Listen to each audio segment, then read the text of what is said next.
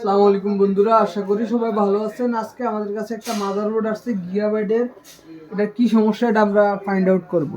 এটা মূলত মডেলটা হলো যে gigabyte S110M S2 rap version 1.0। তো এটাতে আমরা যখন ট্রিগার দেই, তো ট্রিগার দিলে আমাদের এই যে আইসা বন্ধ হয়ে যায়, আবার চলে, মানে রিস্টার্ট নিতে থাকে, আবার অনেক ক্ষেত্রে বন্ধ হয়ে যায়, যখন চলবে আবার বন্ধ হয়ে যেতে পারে। আর আমাদের এখানে রিসেটটা হাই। তো এটার সলিউশন করার চেষ্টা করব আমরা। তো তার আগে আমরা প্রথমে ফিজিক্যালি দেখব কন্ডিশন। তো বন্ধুরা, আমরা এখন একদম কাছ থেকে এই দেখাবো যে আমাদের ফিজিক্যালি কোনো বার্ন বা পোড়া আছে কিনা।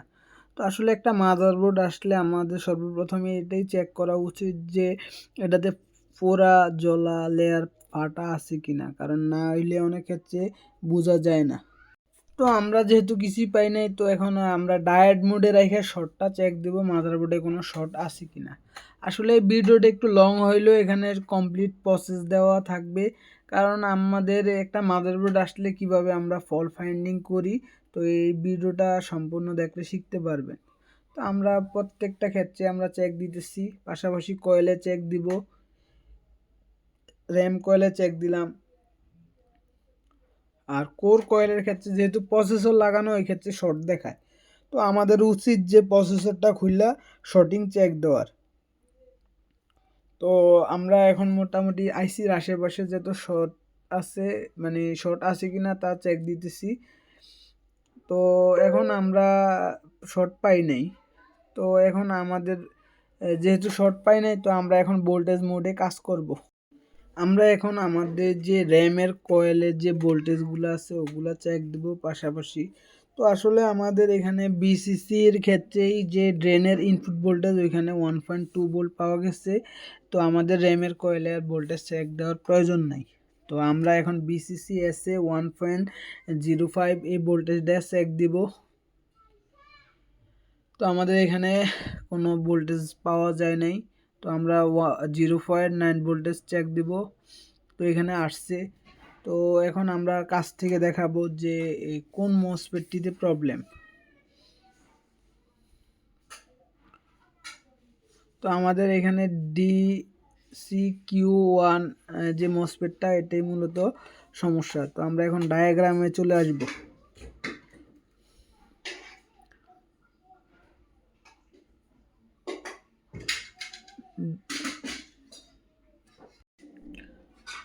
তো DC-Q1 এর এখানে আমাদের যে মসফেটটা আছে এটা ড্রেনে থাকবে VDD-Q 1.2 ভোল্ট, মানে র্যামের যে ভোল্টেজটা।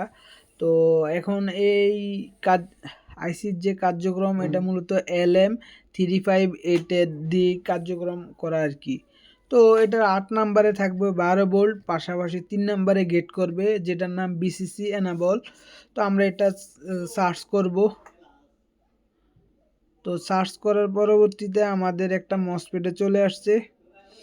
তো এটা হলো এন চ্যানেল মসফেট। তো এন চ্যানেল মসফেটটাতে আমরা একটু চেক দিলে বুঝতে পারবো যে এখানে আমাদের ভোল্টেজ আসে কি না।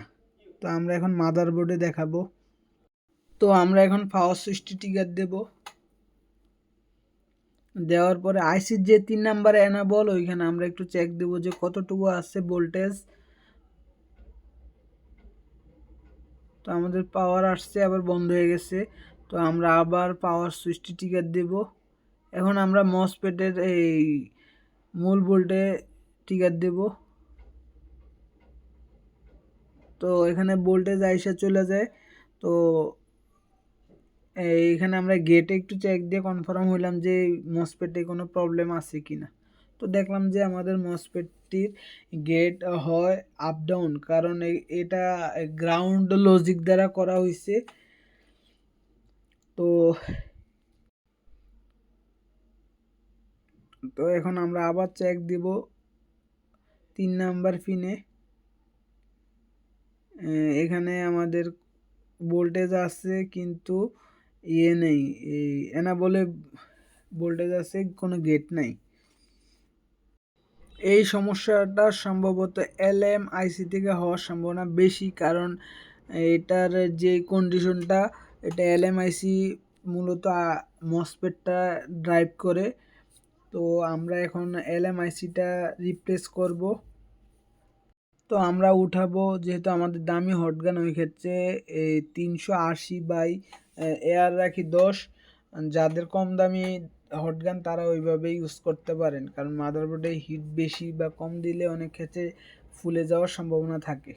তো আমরা এখন আইসিটি লাগাবো, লাগিয়ে মাদারবোর্ডে চেক দিব। তো অবশ্যই আমাদের এখানে ঠান্ডা করতে হবে। অনেক ক্ষেত্রে তাড়াহুড়ার কারণে আমাদের এটা ঠান্ডা করা হয় না। তো ওই ক্ষেত্রে দেখা যাইতেছে যে বোর্ড শর্ট হওয়ার সম্ভাবনা আছে। তার জন্য আমরা এক্সট্রা একটা কুলার ইউজ করি। এই যে এটা একটা কুলার, তো এটা দিয়ে রাখছি, আমাদের এটা ঠান্ডা হয়ে যাবে অল্প সময়ের মধ্যে। তো আমরা এখন মাদারবোর্ডে চেক দিব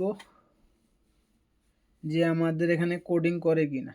তো আলহামদুলিল্লাহ আমাদের এখানে এই রিস্টার্ট নিয়ে নিচ্ছে, কারণ আমাদের এই গিগাবাইটের ক্ষেত্রে তিনটা রিস্টার্ট নেয় মূলত। আর রিসেট লো হয়ে গেছে, আগে রিসেট হাই প্রবলেম ছিল। তো আমরা এখন যেহেতু র্যামটি লাগাই নাই, এখন র্যামটি কানেক্ট করব। করার পরে বিজিএটা কানেক্ট করলাম। তো আমরা এখন মাদারবোর্ডটি অন করব। গিগাবাইটের ক্ষেত্রে সিমুস ব্যাটারি না থাকলে এটা রিস্টার্ট নিতে থাকে 3টা বা 4টা অনেক ক্ষেত্রে নিয়ে থাকে। তো অবশ্যই আপনারা এই বিষয়টা একটু খেয়াল রাখবেন। তো আমাদের ডিসপ্লেটি চলে আসছে, এই যে আমাদের ডিসপ্লেতে নিয়ে আসছি। তো আশা করি কিভাবে একটা মাদারবোর্ড ফল্ট ফাইন্ডিং করতে হয়। যাদের ল্যাপটপ, ডেস্কটপ, মোবাইল সমস্যা, তারা আমাদের সাথে যোগাযোগ করতে পারেন। আমাদের কার্ড এবং ঠিকানা, ভিজিটিং কার্ডটি দেওয়া আছে, ডিসক্রিপশনে নাম্বার দেওয়া থাকবে। দেখা হবে নতুন একটি ভিডিওতে। সেই পর্যন্ত ভালো থাকবেন। আল্লাহ হাফেজ।